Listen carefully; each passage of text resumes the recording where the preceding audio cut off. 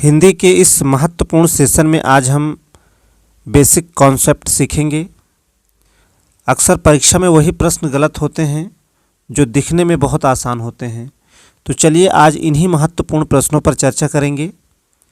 पहला प्रश्न आपसे पूछ रहा है कि निम्नलिखित शब्दों में कौन सा शब्द जो है संज्ञा है? क्रुद्ध, क्रोध, क्रोधी या फिर क्रोधित। आपको बताना है कि कौन सा शब्द जो है संज्ञा है। देखिए, क्रोध शब्द जो है यह संज्ञा है।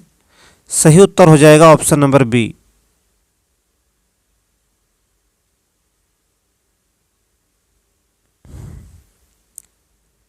चलिए आप लोग सेशन के अंत तक बने रहें। दूसरा प्रश्न देखते हैं। निम्नलिखित शब्दों में से एक शब्द पुल्लिंग है। आपको बताना है कि कौन सा शब्द है जो पुल्लिंग है। बुढ़ापा, जड़ता, घटना या फिर दया। देखिए, बुढ़ापा आता है। बुढ़ापा शब्द जो है पुल्लिंग है।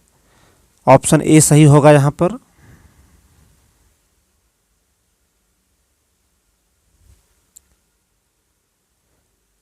आइए आगे बढ़ते हैं।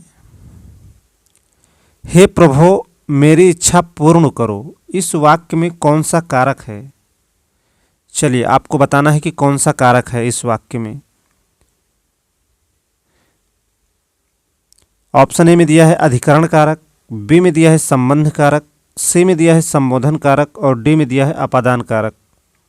हे प्रभु मेरी इच्छा पूर्ण करो, इस वाक्य में कौन सा कारक है? देखिए, हे प्रभु के बाद आपको जो चिन्ह दिख रहा है यह संबोधन कारक का चिन्ह है। तो आपको ज़्यादा सोचना नहीं है। विकल्प सी सही होगा यहाँ पर। इसमें जो है संबोधन कारक है।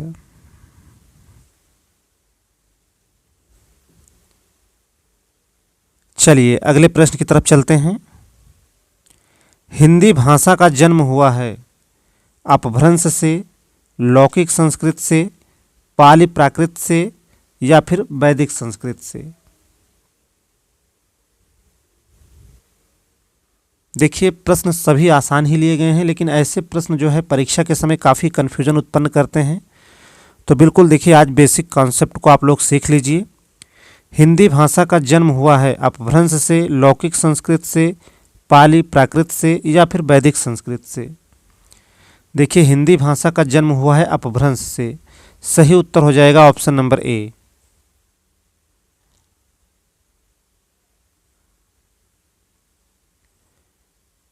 आइए आगे बढ़ते हैं।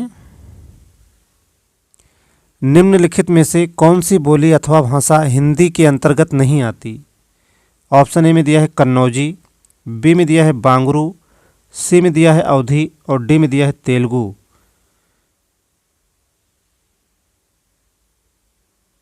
देखिए, कन्नौजी भी हिंदी के अंतर्गत आती है, बांगरू भी आती है, अवधी आती है, लेकिन तेलुगु नहीं आती। इसलिए आपका सही उत्तर हो जाएगा ऑप्शन नंबर डी।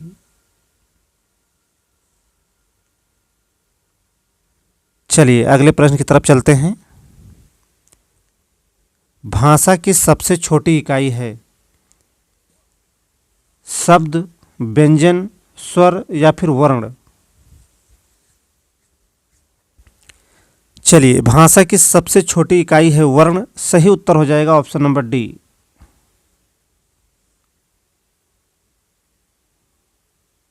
आइए आगे बढ़ते हैं। अगला प्रश्न आपसे पूछ रहा है कि शुद्ध वर्तनी का चयन कीजिए। देखिए, चारों ही विकल्प में जानवी लिखा हुआ है। आपको बताना है कि कौन सा शब्द जो है सही है। वर्तनी शुद्धि से यह प्रश्न है और आपके सुपर टेट हो या यूपी टेट का एग्ज़ाम हो या अन्य कोई परीक्षा हो, वर्तनी शुद्धि से एक प्रश्न आता ही आता है। तो आपको बताना है कि शुद्ध वर्तनी, किस शब्द की वर्तनी जो है शुद्ध है। देखिए, विकल्प सी में दिया है जानवी, यही जो है सही है। बाकी ए भी गलत हो जाएगा, बी भी गलत हो जाएगा और डी भी गलत हो जाएगा। विकल्प सी यहाँ पर सही होगा।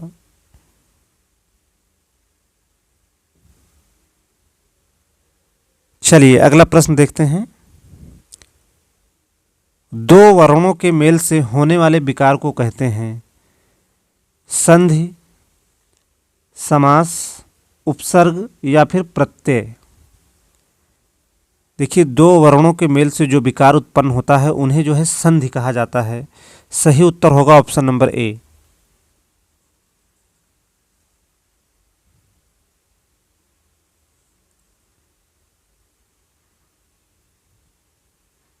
चलिए आगे बढ़ते हैं। क्लास को आप लोग शेयर कर दें अपने मित्रों में, और यदि आप चैनल पर पहली बार आए हैं तो चैनल को सब्सक्राइब जरूर कर लीजिए।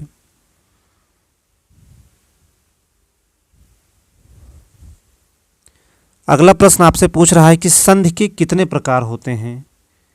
ऑप्शन ए में दिया है 2, बी में दिया है 3, सी में दिया है 4 और डी में दिया है 5। आपको बताना है कि संधि के कितने प्रकार होते हैं।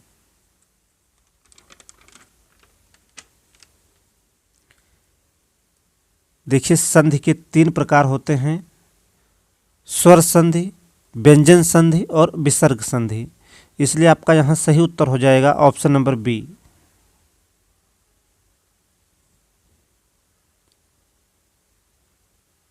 आइए आगे बढ़ते हैं।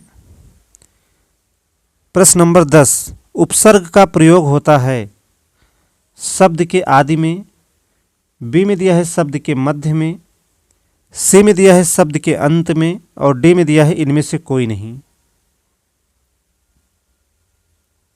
तो देखिए, उपसर्ग का प्रयोग होता है शब्द के प्रारंभ में।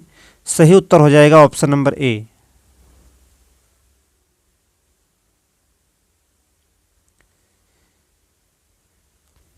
चलिए आगे बढ़ते हैं। प्रश्न नंबर 11, जो धातु या शब्द के अंत में जोड़ा जाता है उसे क्या कहते हैं।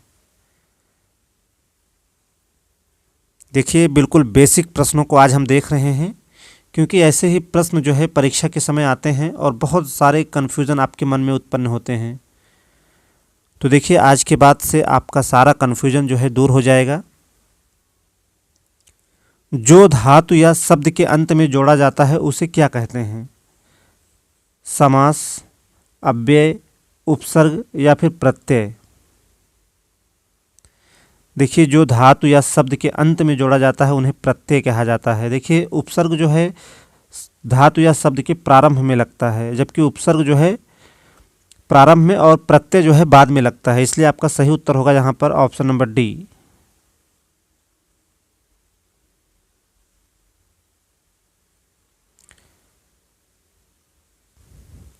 चलिए अगले प्रश्न की तरफ चलते हैं। 12वां प्रश्न आपसे पूछ रहा है कि समास का शाब्दिक अर्थ क्या होता है। संक्षेप, विस्तार, विग्रह या फिर विच्छेद। तो देखिए, बिल्कुल आसान कॉन्सेप्ट है। समास का शाब्दिक अर्थ होता है संक्षेप। सही उत्तर हो जाएगा ऑप्शन नंबर ए।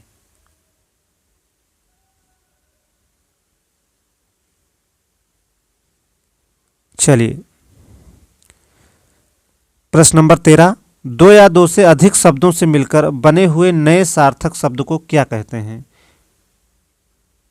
देखिए, अच्छा प्रश्न है। दो या दो से अधिक शब्दों से मिलकर बने हुए नए सार्थक शब्द को क्या कहते हैं।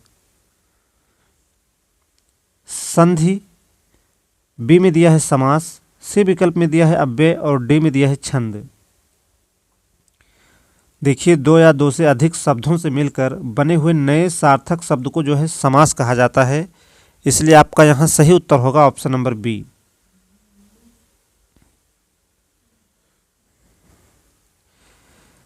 चलिए नेक्स्ट प्रश्न देखते हैं।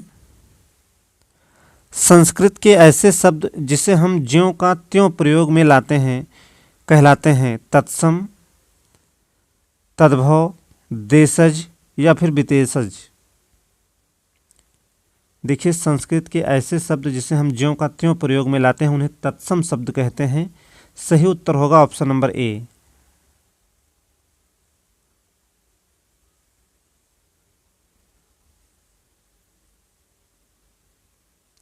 चलिए आगे बढ़ते हैं।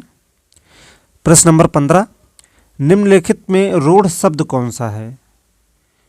ऑप्शन ए में दिया है वाचनालय, बी में दिया है समतल, सी में दिया है विद्यालय और डी में दिया है पशु।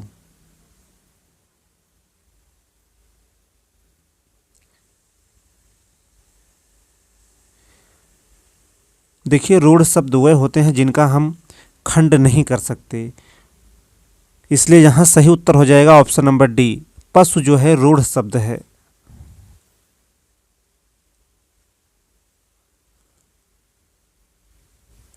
चलिए अगले प्रश्न की तरफ चलते हैं। किसी काव्य या नाटक के नायक व नायिका होते हैं। ऑप्शन ए में दिया है विभाव, बी में दिया है अनुभाव, सी में दिया है संचारी भाव और डी में दिया है इनमें से कोई नहीं। देखिए किसी काव्य या नाटक के नायक व नायिका विभाव होते हैं। यदि काव्य या नाटक में नायक या नायिका नहीं होते हैं तो उस वस्तु की जो कथा वस्तु रहती है उन्हें विभाव कहा जाता है। यहाँ आपका सही जवाब होगा ऑप्शन नंबर ए, किसी काव्य या नाटक के नायक व नायिका विभाव कहलाते हैं। ऑप्शन ए सही होगा यहाँ पर। चलिए आगे बढ़ते हैं। व्युत्पत्ति के आधार पर संज्ञा के भेद होते हैं।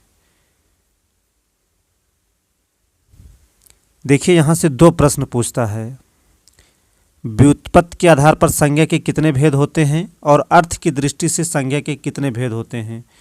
और इन दो प्रश्नों को लेकर जो है लगातार कन्फ्यूज़न बना रहता है, तो आज के बाद आपको किसी भी प्रकार का कन्फ्यूज़न नहीं रहेगा। व्युत्पत्ति के आधार पर संज्ञा के तीन भेद होते हैं। सही उत्तर हो जाएगा ऑप्शन नंबर ए। देखिए व्युत्पत्ति के आधार पर संज्ञा के तीन भेद होते हैं, रूढ़, यौगिक और योग रूढ़। चलिए देखिए अगला ही प्रश्न आपसे पूछ रहा है कि अर्थ की दृष्टि से संज्ञा के कितने प्रकार होते हैं। इसकी चर्चा अभी हमने की। देखिए दोनों प्रश्न हमने यहाँ शामिल किया है जिससे कि आपका जो कन्फ्यूजन है वह दूर हो सके।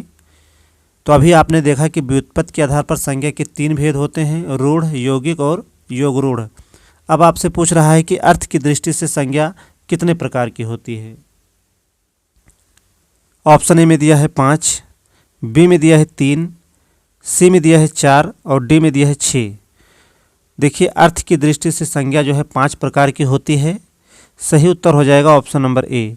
और देखिए कौन कौन से, व्यक्तिवाचक संज्ञा, द्रव्यवाचक संज्ञा, जातिवाचक संज्ञा, समूहवाचक संज्ञा और भाववाचक संज्ञा। अर्थ की दृष्टि से ये 5 प्रकार की संज्ञाएं होती हैं। चलिए आगे बढ़ते हैं। अमी का पर्यायवाची शब्द है। ऑप्शन ए में दिया है विष, बी में दिया है सुधा, सी में दिया है मधुप और डी में दिया है आम्र। देखिए अमी का पर्यायवाची शब्द है सुधा। सही उत्तर हो जाएगा ऑप्शन नंबर बी। देखिए आपके यूपी टेट और सुपर टेट में पर्यायवाची से भी लगभग 1 या 2 प्रश्न जो है पूछ लिए जाते हैं। देखिए बेसिक कॉन्सेप्ट के साथ हमने लगभग आपके सिलेबस को भी कवर करने की कोशिश की। आइए अगला प्रश्न देखते हैं। देखिए आज का अंतिम प्रश्न आपसे पूछ रहा है कि पृथ्वी का पर्यायवाची शब्द है। ऑप्शन ए में दिया है रत्नगर्भा, बी में दिया है हिरण्यगर्भा, सी में दिया है वसुमती और डी में दिया है स्वर्णमयी। तो देखिए पृथ्वी का पर्यायवाची शब्द है रत्नगर्भा। सही उत्तर होगा ऑप्शन नंबर ए।